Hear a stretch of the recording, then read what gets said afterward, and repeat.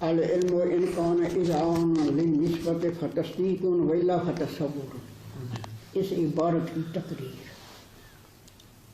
جی ہمیں ایک چیز کا ادراک ہوگا یا متعدد کا ادراک ہوگا. ایک چیز کا ادراک ہے پہلا قسم تصور جیسے کہ زید، یا متعدد کا ادراک، پھر ان میں نسبت ہے یا نسبت نہیں ہے. نسبت نہ ہو دوسرا قسم ادراک ہے جیسے زید عمر. یا بھائی جو ہے نا کہ متعدد کا ادراک ہو ان میں نسبت ہو، پھر وہ نسبت تامہ ہے یا نسبت غیر تامہ ہے، نقص ہے. اگر وہ نسبت غیر تامہ ہے تو ان غیر تامہ کا ادراک، نسبت غیر تامہ کا ادراک یہ تصور کا تیسرا قسم ہے. یا متعدد کا ادراک ہے ان میں نسبت ہے، وہ نسبت پھر یہ نا تامہ ہے. پھر نسبت تامہ ہے کہ خبریہ ہے یا انشائیہ ہے. اگر وہ نسبت تامہ انشائیہ ہے یہ تصور کا چوتھا قسم ہے. یہ ہے جیسا کیا کہ وہ اضرب لا تصرف. یا جو ہے نا کبھی نسبت کا ہمیں ادراک ہے، وہ نسبت ہے بھی تامہ خبریہ.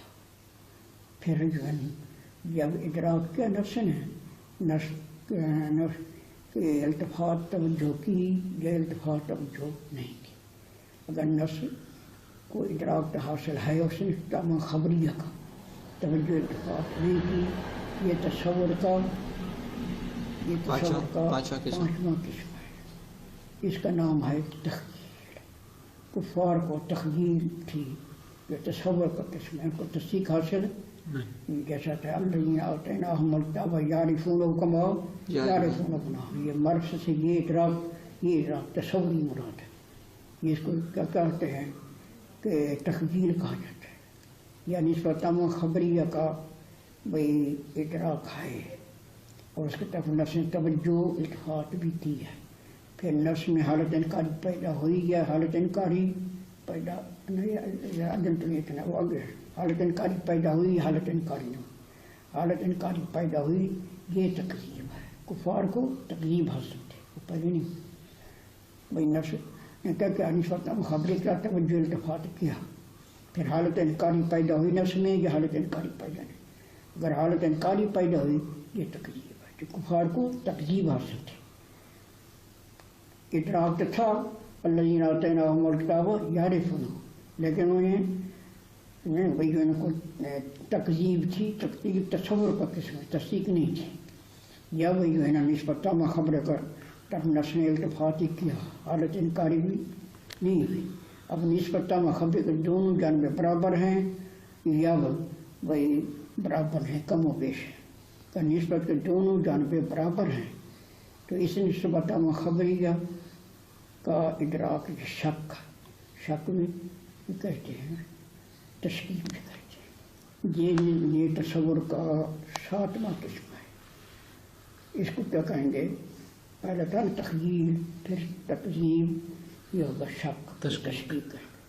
یا وہی بنسبت تامہ خبری کا نفسنات کا التفات توجہ کیا، حالت انکاری پیدا نہیں، یہ سارے.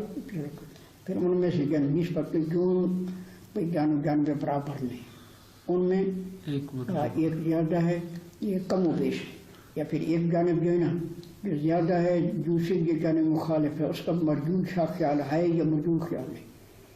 یا ایک جانب اتنی زیادہ ہے جانب موافق، جانب مخالف کا مرجوح سا خیال ہے.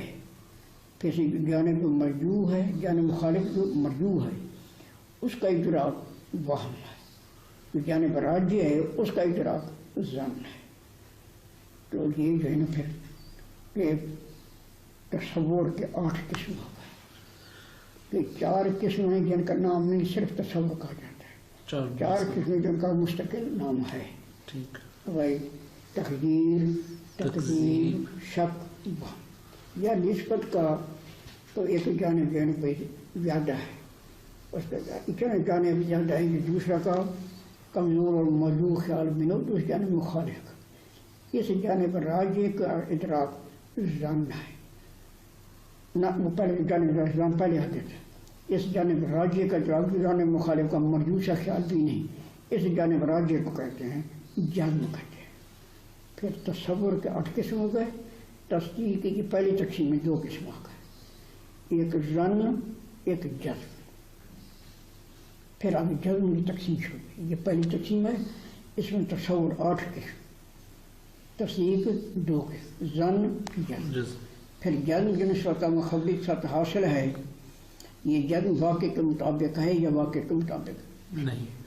اگر یہ جزم واقع کے مطابق نہیں, تشکیک مشکک کے ساتھ حاصل کوئی زائل ہوتا ہے یا تشکیک مشکک کے ساتھ زائل نہیں ہوتا.